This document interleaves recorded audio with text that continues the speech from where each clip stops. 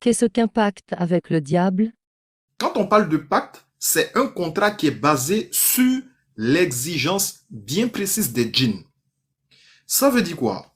Vous allez consulter par exemple un charlatan, un sorcier, peut-être pour avoir la protection, peut-être pour avoir le bonheur, peut-être pour avoir la chance.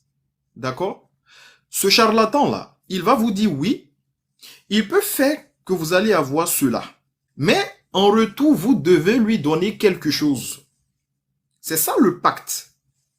Et cette chose que vous allez lui donner, ça peut être votre santé, ça peut être le fait que vos enfants vont naître handicapés, ça peut être le fait que vos enfants auront des problèmes de santé, ça peut être le fait que voilà, vous allez avoir un djinn amoureux qui sera avec vous, ça peut être plusieurs choses. Donc un pacte, c'est un contrat qui est basé sur les exigences des djinns. Maintenant, quand vous allez solliciter l'aide des sorciers, les sorciers ne vont pas vous dire les conséquences. Ils ne vont pas vous dire ce qu'il en résulte. Allah Ta'ala nous a mis en garde contre cela dans la sourate 72 au verset 6. Allah Ta'ala nous précise qu'il y avait des mâles parmi les hommes qui vont chercher refuge auprès des mâles parmi les djinns, mais cela ne fit qu'accroître leur détresse. Donc quand on va solliciter l'aide des sorciers, des voyants, des féticheurs, des charlatans, des djinns, en réalité, il y a des conséquences après ça.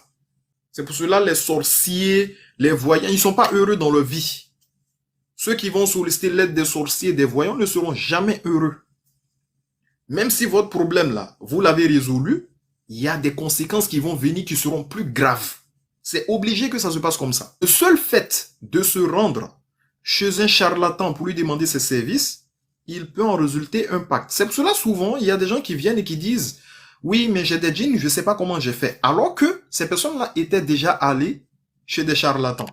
Mais si vous allez demander de l'aide aux charlatans, aux sorciers, faut pas s'étonner après si justement vous êtes attaqué par des djinns. Donc, pour éviter ça, n'allez pas chez les sorciers, n'allez pas chez les voyants, n'allez pas chez les charlatans. Parce que vous allez vous engager dans un contrat avec eux. Ça va rien donner de bon.